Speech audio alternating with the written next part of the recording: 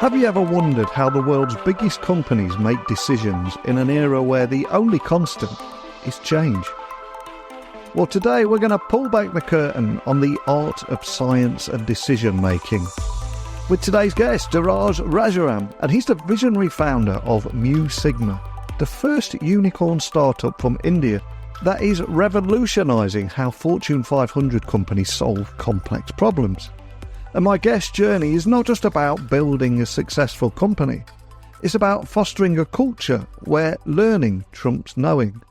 And problem solving is all about understanding the intricate dance of interactions. So, the big question is, how does a company like Mu Sigma stay ahead in this fast-paced world of technology and big data? And what can we all learn from their approach to navigating the unknowns of the future? Now, before I get today's guest on, a quick shout out to the sponsors of Tech Talks Daily, because in today's remote first world, I think settling for outdated managed file transfer solutions means ultimately you're risking your sensitive data. But if you upgrade to Kiteworks, the gold standard in secure MFT, boasting FedRAMP moderate authorization, Kiteworks isn't just secure, it's a complete transformation of how your business handles file transfers and communications. So, say goodbye to compromise and hello to unmatched security and efficiency. And you can do that by making the switch to kiteworks.com. Visit kiteworks.com to begin. That's kiteworks.com to secure your data and empower your business. But now, let's get today's guest on. Well, buckle up and hold on tight, because no matter where you're listening in the world, I'm going to beam your ears all the way to India, where we're going to delve into all these questions and many more as we attempt to uncover the principles and practices that drive innovation at the intersection of business and technology. So, a massive warm welcome to the show, Dhiraj. Can you tell everyone listening a little about who you are and what you do? Yeah. Hey, I'm Dhiraj. I'm the founder of Mu Sigma. We happen to be a decision sciences company, which helps large Fortune 500 companies change the way they think about problem solving and use digital technologies, anything to do with data, analytics, predictive modeling, AI, all the good stuff to change the way they operate. We work with 140 Fortune 500 clients over more than 10 different industries. We also happen to be India's first unicorn, and we've had a good run, over the last 2 decades. More than 15,000 people have been trained inside Mu Sigma on data science and what we think of, we like to call it decision sciences, because it's about the decision that matters. Well, there were so many reasons I was excited to get you on the podcast today. Yes, an Indian unicorn, but also the fact that you've pioneered the distinctive approach in the analytics industry, particularly with the art of problem solving. So to set the scene for our conversation today, could you just explain the essence of this framework and how it empowers organizations to ultimately enhance their decision-making processes?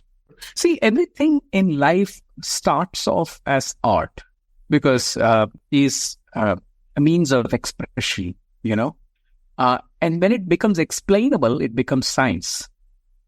And when it becomes, to make it scalable, you have to make it engineering. So things evolve that way, art to science and science to engineering. We learned through our interactions with many of the large Fortune 500 companies is we saw certain patterns. One was these organizations were going from a bigger is better world to a faster is better world. They are going from a world of competing on economies of scale to competing on economies of speed. They are going from building products and services to building experiences. So all these things meant for them to see the relook at the way they were viewing problem solving. The big insight we had was that problem solving in the past was governed by the foundational principle was very engineering oriented, very linear thinking oriented, in a world which was far more certain than today. The problem solving in the future, which is now, I would say, in a world filled with uncertainty, is extremely non-linear, and you have to think of problem solving as interactions a lot more. Your world, if you're a large Fortune 500 company, is not one or two big problems, but many, many small problems that are constantly interacting with each other. So the ability to see your work as network becomes extremely important. All work is network. And the ability to, mine the interactions. For example, if you're hydrogen and I am oxygen, the interaction between us could create water, and that's wonderful if it creates water, but it could also create hydrogen peroxide, and that's extremely poisonous. So the quality of interactions become more important than the individual entity in today's world. And imagine a world where technology is making everything more and more and more connected, more and more complex. So you'll have to figure out a way to see problem solving as interactions as quickly as possible. So that's what we do. And also, I think at the pace of technological change at the moment means scaling decision-making capabilities is crucial for every organisation in every sector, especially when they're aiming to stay agile in this fast-paced environment. So just to bring to life what we're talking about here, how does the art of problem solving, how does that facilitate that scalability and speed and decision-making within maybe some of those organisations that you're working with? Sure. See, what we find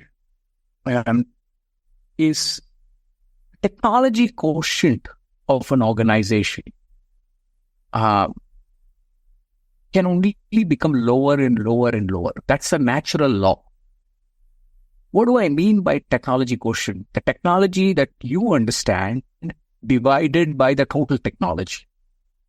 In a world where your denominator is exponentially increasing relative to your numerator, the ratio is only going to get lower and lower and lower. So you have to prepare for a world which is going to, where your ability to learn new technologies is what is going to help you do well. How quickly, how much of it's not what your knowledge quotient is but what your learning quotient is. So learning is going to become far more important than knowing. And in such a world, you cannot wait for every technology. You cannot wait for that expert in that technology inside your organization. You have to try to experiment and become the expert or semi-expert as quickly as possible and keep moving, I call it, dynamic stable structures. What do I mean by that? If you're cycling, you are more stable when you're dynamic. If your cycle is still, it's hard to balance it, So that's the perspective that I would keep. And in such a world, interaction property is going to become far, far more important than anything else. So, what I see in large organizations is that on one hand, their business complexity is increasing. On the other hand, their ability to learn new technologies is decreasing. And the obfuscation of everything inside the organization, the spaghettification of the organization happens because of unaddressed complexity. So if you're an organization, you are supposed to operationalize and make ideas real. That's your business. That's what you're supposed to do. Yeah. What does that mean? Well, that means there's a journey of a concept. It goes from an idea in somebody's head as content to conversations between people to going into the compute environment. And from there, it being consumed by business and then it commercialized. So that's the journey. Now, the first thing that happens because of unaddressed complexity is that there's a lack of transparency of all of the content. The second thing is that there's a lack of persistence in conversations. You have the first conversation, then in the second conversation, one of the important people are missing. Third conversation, the right data is not there. So something or the other makes them, delay the process. And because of all of this, the cumulativeness of the work is missing, and they land up doing anecdotal project-to-project work and not programmatic in their approach to work. In effect, how they feel is, if you pardon my French, their get shit done quotient is low, right? This is what we are trying to address. How do you have a better get shit done quotient? And, and how do you see the world of problems as connected? And how do you maintain the persistence of the work and the cumulativeness of that work? And for that to happen, you need better structure. And that structure or design, I like the word design better than structure. That design, you have to build a machine, and the machine has two parts. It has a design and an information flow. The design must, enable you to do more things with less people. B, do more things faster. C, do more things in a sustainable manner. And D, do things that you have not been asked. In other words, you have to be a little innovative. You cannot be waiting for the solution consumers or the business to tell you what they want. You have to be ahead of the curve, and that's when you're innovative, right? So these four things your design has to deliver, for the organization. And for that, you need two things. You need a quick way to build what I would call signal engines, where you take all of this data, remove the noise, come up with signals, and give answers. Now, it can be as simple as a dashboard or a report, or it can be as sophisticated as a predictive model and an AI engine. But whatever it is about a signal engine. That's one part of it. The second part of it is, how do you ask good questions, good prompts, and that's the inquiry engine. So what we do in our AOPS, Art of Problem Solving system, is build a structure that creates a kitchen which has good signal engines and inquiry engines. Build that machine inside. Everybody is interested about making new kinds of food. What we believe is that they need to build a new kind of kitchen before they can make new kind of food. So we're trying to build that kitchen for them, so which can be sustainable for them in making all these new kinds of food that they want. I love how you're able to just cut through the BS there. As you said, it's all about getting shit done sometimes. And another thing that attracted me to you and wanted to get you on here is you also place a very strong emphasis on analysing the problem space by considering both the internal and external data sources. And I love that. It seems a great move away from binary thinking. So can you just discuss the importance of taking that holistic view, and also, again, when it comes to getting stuff done, how it aids organisations in crafting more effective solutions, because that's the destination they need to get to, right? Yeah, I think the reality of the world that we live in today is that no one organization has the monopoly. And so to make a good decision, you need to get to the highest version of the truth that you can in the lowest possible amount of time, right? Now, and that's an optimization at some point between the big T of truth and the small t of time. Now, when you see it that way, what we're going to see is that these large, organizations, they have to look at sources of truth being of three kinds: data that they have inside the organization, data that they can get from outside the organization, and last but not the least, data that they can create, data that doesn't even exist today. So your ability to come up with, the truth from all these three types of data is going to become very, very important. But for that, you need a machine that is ready for taking all of that. If your machine is not ready for taking all of that, if your kitchen is not built for that, then you can't have the results that you want. And the tech industry often witnesses that development of solutions, but they do that before a thorough understanding of the underlying problems. And we've seen a lot of that with the obsession with AI at the moment, with so many just wanting to be part of the AI narrative without understanding what problem they want to solve. So in your experience, what are the pitfalls of that approach, and how do you at Mu Sigma, with your methodology, how do you address these issues by getting back to focusing on the problem? I don't think there's a deep state in technology which is creating a conspiracy or anything like that. But but I find it funny that every 3 years we have a new word for the word technology. Yeah. Okay. So initially we called it, software as a service. Then we called it analytics and advanced analytics, and then big data and machine learning, and now AI. Yeah. Right.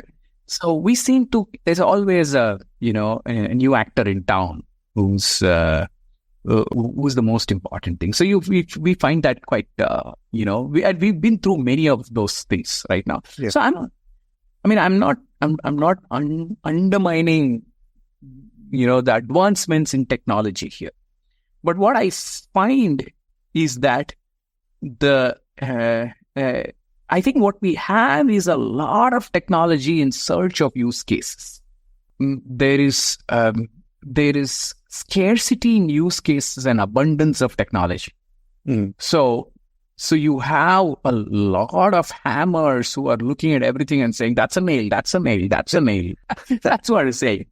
And business is not sure about what they want to do, but they're very sure that they have to have the word AI in it.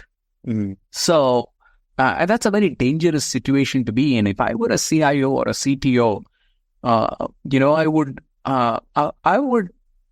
would make sure that there is a systematic process to emphasize on the use case, because he or she is hearing a lot from these technology companies who operate with amazing marketing budgets and amazing PE ratios, where they can invest so much into filling your ears with buzzwords.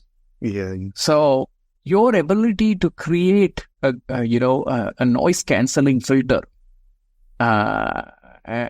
which has an orientation towards use cases, is going to become very, very important.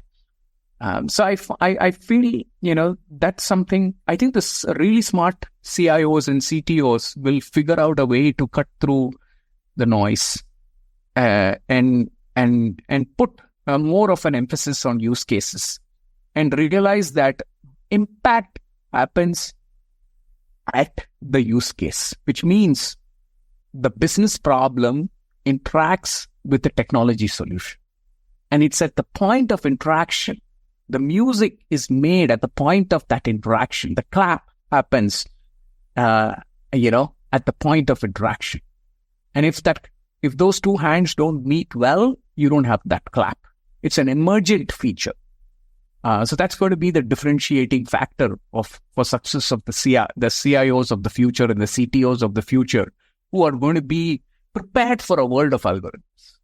Now you're talking my language. I absolutely love that. And that's one of the reasons, another reason I was excited to get you on here is because you've been instrumental in building real AI solutions across various sectors that solve real problems. So can you share a few standout examples where your team has been able to leverage AI to solve some of them complex business challenges? Because we've all heard the word AI everywhere we look, but a lot of businesses are like, yeah, but what we're solving here, what we're making better. So do you have any examples you could share just to bring this to life? Many examples. We are working with large pharma companies on their, R&D ecosystem, on their drug development ecosystem. We are working with CPG and retail companies on revenue management, in their sales and marketing areas. All of these, one common theme among all of these problem spaces across pharma, CPG, technology, media and telecom, industrial, oil and gas companies, all of these things is the fact that these are complex environments where many, many things are happening inside the organization, and no one part of the organization is seeing the whole picture. So that's the common theme among all of these companies, and what we do. I mean, I can give you multiple examples, but I have to be, I cannot name those customers. But having said that, I can look for large oil and gas company wants to improve its ability to improve its effectiveness in how their wells work. Now that's a very complex problem, and that has to be thought of as an entire program. And we help them with that. A large financial services company is looking to put an anomaly detection platform to understand how quickly they can respond to bad things that can happen in their ecosystem. A retailer wants to be able to real time look at videos inside a store and make decisions around, store layout, and see how they can learn from video data of how people are behaving inside the stores, rather than, most just transaction data that comes in, as sales and marketing and all of sales and so on and so forth. So I think the ability to make all of these decisions needs a level of sophistication that needs to be built. And technology is going from building execution systems to exploration systems. Execution systems were about making things happen. Okay, I have a process in place. I want to make things happen. Exploration systems are, hey, I have a process in place, but is there a different process that could, help me do things better? So I'm asking very different set of questions, and I'm far more inquisitive in exploration systems related to execution systems. For example, SAP enables an ERP software that enables execution to a large extent inside an organization. But the kind of things we do in large Fortune 500 companies is, hey, being their business research lab in thinking about, hey, what are the various possibilities where they could take their business, and how should they be asking questions? And to some extent, one measure of what we do for large companies is improving their curiosity quotient. In other words, can we reduce cost per question in the organization? Can they ask more questions at lesser cost? And cost meaning not just the money, but also the time. Can they do it faster? So that perspective is how we think about it. And we are pretty much helping, business and technology improve their interactions that they can have with each other to make all of this happen.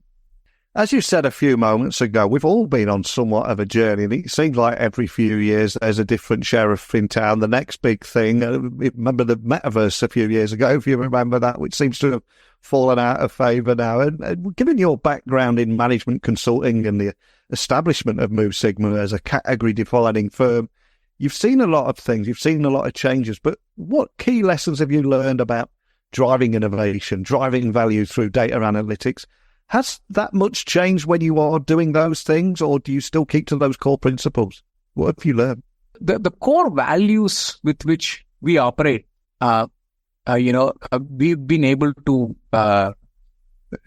they have remained constant for us, which is learning is more important than knowing, experimentation is more important than experts, don't keep any secrets, interaction property is far more important than intellectual property, share, be generous, right? Because the economic rent associated with any idea, the time you have to make to make money out of the idea is becoming smaller and smaller and smaller. there's no way you can keep secrets in a super connected, hyper connected world. So it's better to accept that reality and constantly be making things happen for all stakeholders concerned.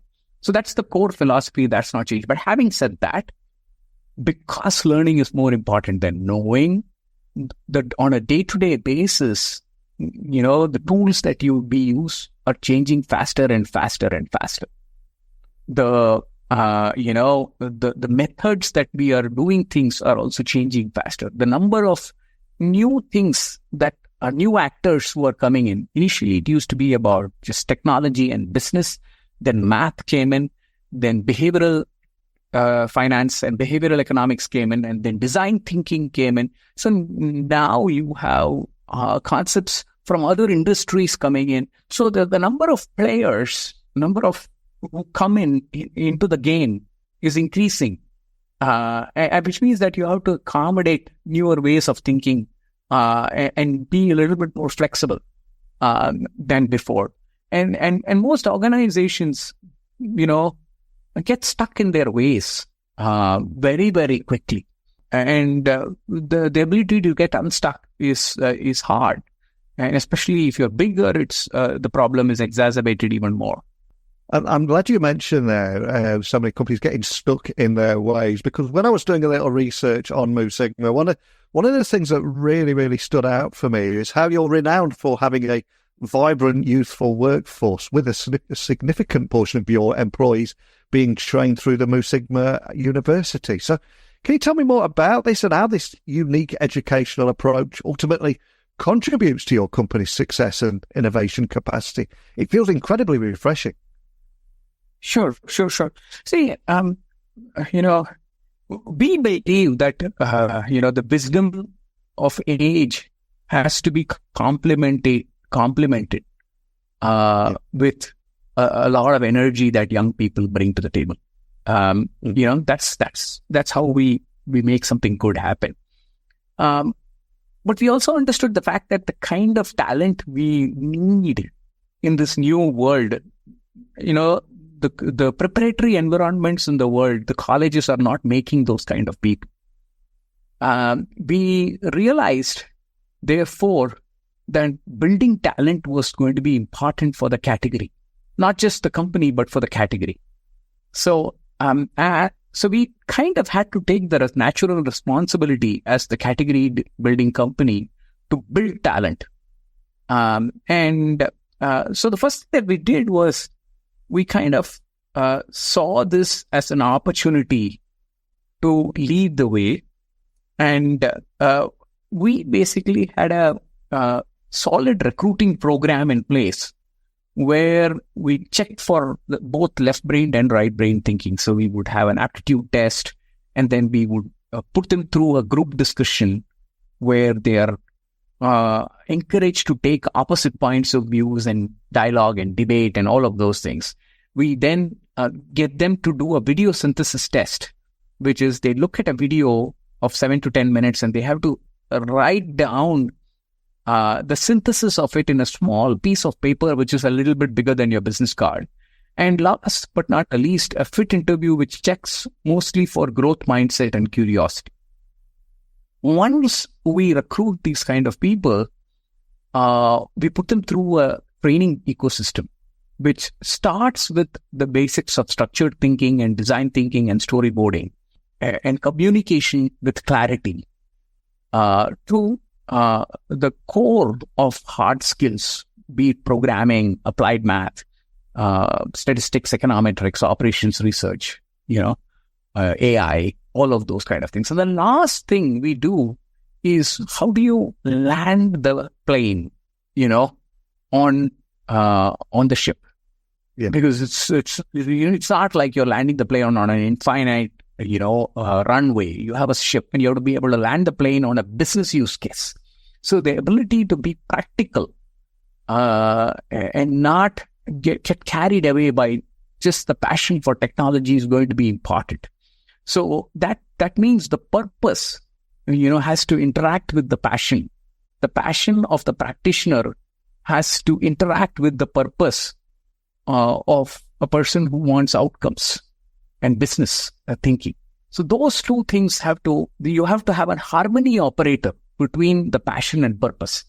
And getting that put in place, as a culture means that you have to build systems in place that allow the input to output journey to interact well with the output to outcome journey. So this ability to have good harmony between these two journeys is going to become very, very important. And so we build systems in place. The machine that we built was an interaction between people, processes, and platforms. So we built a lot of software for our people. Think of it as the Iron Man suit. So we didn't say, oh, I need this special person. We said, we need good people, but we'll also give you an Iron Man suit. And so and if you just have the Iron Man suit, it's just a piece of metal. And if you just have a good-looking guy with a French beard, he's just Tony Stark. He's not Iron Man yet. So you want the interaction to actually happen. So that's what we did. And that enabled us to pretty much put about 15,000 people through this learning process. Another insight we had was that people do their best work when they are in their learning curve. They feel a sense of adrenaline at a very, very different level. They have a lot of gratitude for the problem space when they're learning. What happens post-learning is that they become full of themselves and they don't have as much of a gratitude for the problem space. And that comes in the way of doing things, as good as you can. And you will see this in many of the artists. The best work they would have done, the best songs they would have written would have been in their initial years. And there's a reason for that. I believe it comes from the growth mindset perspective and having gratitude for the opportunity at hand. So we kind of put all of these things together and built a business model with training and as a core part of it. And many of our customers now encourage us to build citizen decision scientists in their environments. And we've become, we've taken our learning ecosystems into their world also. And we are finding that to be, a big differentiator. I'll give you one data point. There are about 15,000 people who have gone through this program. There are 10 consumer internet unicorns in India, and the head of analytics and decision sciences and AI for all of them, is an ex-Mu Sigma. So you will find that the alumni ecosystem of Mu Sigma is very, very strong, and that makes a big difference for us. It really does. It's absolutely inspirational to hear, and your passion for this too also comes across. And obviously, as we look towards the future, it gets harder and harder to predict what that future will look like, because it seems to be moving at breakneck speed right now, the pace of technological change. But I'm curious, from your vantage point here, how do you see the landscape of business intelligence and decision sciences? How do you see them evolving, and what role do you see you guys playing shaping that future? And are there any emerging trends or technologies that you're particularly excited about? Maybe it's the next sheriff that's going to be coming into town in the future, but is there anything that excites you at the moment? I've taken a very philosophical perspective towards this. Yeah. And, my philosophy is that Jack knows jack shit.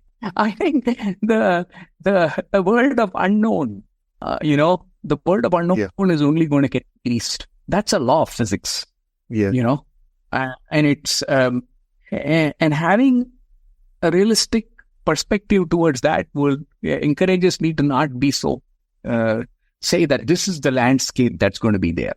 Yeah. I had ability to, my intention is not to predict and be surrender to the fact that the world is going to be unpredictable. And when I surrender to that, kind of I'm at peace with the systems that you can put in place to the perspective that there's going to be a multiplicity of technologies, there's a multiplicity of business models, a multiplicity of algorithms, and in that world, you have to quickly figure out ways to curate, things very quickly and combine things very quickly to achieve business outcomes for business stakeholders. And that's a very practical perspective, and probably I see more authentic than saying that AI is the next best thing and I'm going to do everything about it. It's going to be about AI. And, so I feel it's, so many of the companies have started calling themselves AI companies. They change their last names every time. That's, I don't know if very bad to change your last name every time somebody becomes popular. It's you should be very proud of who you are and, and, have a little bit of a perspective towards the fact that all of these are just tools. They'll come and they will go, and they should go, because I think I'd rather be a good carpenter rather than get excited about the latest hammer. So that's how I would see this. But having said that, you cannot ignore, these technologies. You have to engage with them. You have to play with them, but not get, obsessed about the tool. But I would rather get obsessed about the interaction of the tool with the business use case. So, it's just the point of obsession is focus is at a different place. So that's how I would put it. Yeah, I would completely agree with you as well. I think it was 6-7 years ago that so many businesses were changing that last part of their name to a blockchain company, and their share price was going through the roof. And they're probably the same companies that are now AI companies in a lot of cases. So I cannot thank you enough for coming on and sharing your insights. But before I let you go, I want you to leave one final gift to everyone listening, and that is either a song that we can add to our Spotify playlist or a book that you would recommend that we can add to our Amazon wish list. But what would you like to leave everyone listening with? The book I would suggest is Anti-Fragile by Nassim Taleb. It gives you a nice fundamental framework for thriving in a world of change. Yeah. Appreciating the fact that, it's,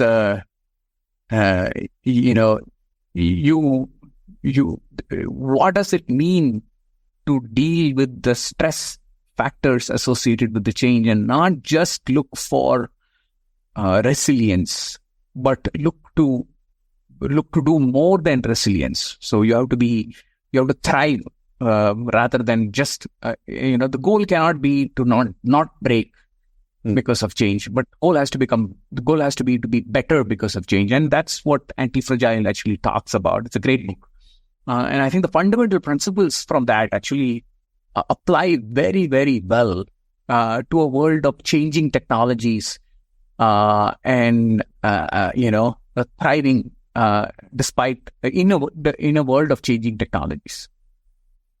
Love it. I'll get that added straight to our Amazon wish list for people to check out. And for anyone listening, wanting to find out more information about Mu Sigma there, we've covered so much in a short amount of time, but anyone that wants to find out more, contact you or your team, find out more about that university and the great work you're doing there. Where would you like to point everyone listening?